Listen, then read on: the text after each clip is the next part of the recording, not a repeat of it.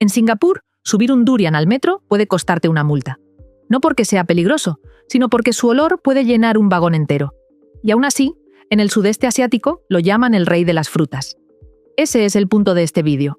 Comidas que desde fuera parecen imposibles, pero que para millones de personas son tradición, orgullo o directamente un manjar. 8 alimentos que huelen fatal. Y que aún así, el mundo sigue amando.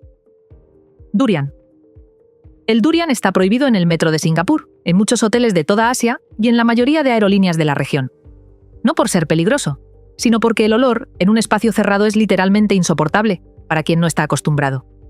Hay señales de prohibido el durian en estaciones de tren, en lobbies de hotel y en terminales de aeropuerto. En Singapur, introducirlo en el metro puede acarrear una multa de hasta $500 singapurenses. El olor del durian fresco mezcla cebolla, ajo, queso muy maduro, fruta tropical y algo vagamente parecido al gas. Difícil de definir porque no se parece a nada más. Y sin embargo el sabor, cuando alguien consigue superar ese primer impacto, es cremoso y dulce, con capas de vainilla, plátano maduro y un fondo ligeramente alcohólico que no existe en ninguna otra fruta. Los que lo aman dicen que ninguna otra fruta se le acerca, y no lo dicen de forma figurada. En Tailandia, Malasia e Indonesia es la fruta del rey. Puede costar el equivalente a 20 euros por unidad y en temporada alta hay colas en los mercados. El olor no es un defecto del durian, es su contraseña de entrada. Queso azul. Dentro de un queso azul hay moho activo. No es una forma de hablar. El Penicillium roqueforti es un moho que se introduce deliberadamente en el queso durante su elaboración. El mismo que le da ese color azul verdoso y ese olor tan intenso, y que crece a través de canales que se abren con agujas durante la maduración. El olor a cueva húmeda, a tierra, a algo que parece vencido, viene exactamente de ahí. El cabrales asturiano madura en cuevas naturales de los picos de Europa durante meses, con la humedad y las corrientes de aire de la montaña haciendo parte del trabajo. Para alguien de España, el cabrales es algo que divide a la familia en la tabla de quesos, los que lo aman y los que lo descartan antes de olerlo bien. El roquefort francés y el gorgonzola italiano tienen el mismo efecto en sus países. Lo que todos comparten. Ese olor que parece un problema esconde un sabor con una profundidad y una complejidad que ningún queso joven puede tener. Un queso que huele a cueva y que siempre se acaba el primero. El olor no engaña a nadie, solo filtra. Nato. El nato no divide a la gente por el sabor. La mayoría ni siquiera llega tan lejos porque se rinde antes en la textura y en el olor. Son habas de soja fermentadas con la bacteria Bacillus subtilis durante aproximadamente 24 horas. El resultado es una masa de granos pegajosos cubiertos de hilos viscosos que se estiran al levantarlos, con un olor que mezcla amoníaco suave, tierra húmeda y algo parecido a un queso muy maduro. Para alguien que no creció con ello, la combinación puede ser difícil de superar antes del primer bocado. En Japón es desayuno. Se come caliente sobre arroz, con mostaza, salsa de soja y cebolleta. Lo consume una gran parte de la población de forma habitual. Y en el norte del país, donde se toma más que en ningún otro sitio, algunos estudios han asociado su consumo regular con mejores indicadores de salud cardiovascular en una de las poblaciones más longevas del mundo.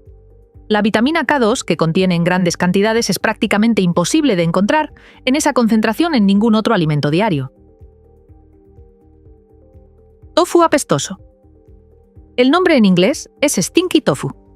Apestoso forma parte del nombre oficial, lo que ya dice algo sobre la honestidad con la que este alimento se presenta al mundo. Es tofu fermentado en una salmuera de leche, vegetales y pescado que puede llevar meses de preparación.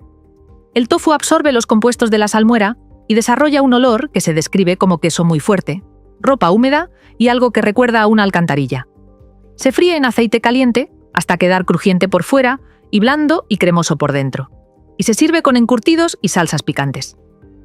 En Taiwán y en el sur de China es comida de mercado nocturno.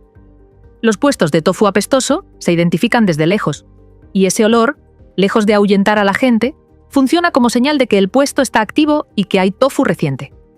En los mercados nocturnos de Taipei hay puestos con décadas de historia y colas constantes. El olor no es el problema, es el anuncio. Kimchi. Si alguna vez has abierto una nevera con un bote de kimchi mal cerrado, ya sabes de qué hablamos. Ese olor ácido y punzante que llena la cocina en segundos. El kimchi es col fermentada con ají, ajo, jengibre y pasta de camarón. Y en Corea se lleva haciendo desde el siglo VII. En Corea hay más de 200 variedades y cada familia tiene la suya. Una receta que pasa de madres a hijas con la misma naturalidad con que en muchas casas de España o México se pasa la receta de un guiso de toda la vida. Lo hay de otoño, de invierno o de verano, con semanas de fermentación o con años. Lo que el olor no cuenta es que ese mismo proceso que lo hace oler así es lo que lo convierte en uno de los alimentos más complejos y adictivos que existen: ácido, picante, crujiente y vivo. Jácarl. La carne del tiburón de Groenlandia en crudo es tóxica. Sus niveles de urea y óxido de trimetilamina son tan altos que pueden causar intoxicación grave si se consume sin procesar. Los islandeses lo descubrieron hace siglos y encontraron la única solución posible: fermentarlo durante meses. El proceso consiste en enterrar el tiburón bajo tierra, presionado con piedras que drenan los fluidos corporales, durante 6 a 12 semanas. Después, se cuelga al aire libre 4 o 5 meses más. El resultado es una carne blanca con un olor intenso a amoníaco que se sirve en pequeños dados. Anthony Bourdain, el chef y presentador americano que dedicó décadas a recorrer el mundo comiendo prácticamente de todo, lo definió como probablemente lo peor que he metido en la boca en mi vida. Para Islandia, sin embargo, el jácarl es una tradición de supervivencia de siglos, la forma en que los vikingos convirtieron un animal venenoso en alimento en un entorno donde cualquier fuente de proteína era un recurso. Desde fuera parece imposible. Desde dentro tiene todo el sentido del mundo. Honggeo. En Corea del Sur, la televisión pública ha reconocido al honggeo como el alimento fermentado más maloliente del mundo. En un país donde el kimchi es comida diaria, eso es mucho decir. El honggeo es raya fermentada que tiene una particularidad biológica que lo explica todo. Excreta ácido úrico a través de la piel, lo que significa que durante la fermentación su propia orina impregna la carne y produce un amoníaco tan concentrado que quienes lo prueban por primera vez describen la sensación como morder directamente un producto de limpieza. Por eso en Corea se come siempre en la combinación llamada samhap: honggeo apilado con panceta cocida y kimchi envejecido en el mismo bocado, donde el ácido del kimchi equilibra el impacto del amoníaco. Sin esa combinación, el honggeo es prácticamente incomible para quien no está acostumbrado. Y sin embargo, es comida de bodas, de banquetes y de las ocasiones más importantes. Los que lo conocen bien dicen que bajo ese impacto inicial hay un umami profundo y complejo que no existe en ningún otro alimento. Aproximadamente 11.000 toneladas se consumen en Corea del Sur cada año. No es una rareza marginal. Es un pilar cultural de una región entera que lleva practicándolo desde hace 7 siglos. Si llegaste hasta aquí, suscríbete. De verdad me ayuda mucho. Seguimos con el último, y es el más extremo de toda la lista. Surströmming. El surströmming es arenque del mar Báltico fermentado en lata.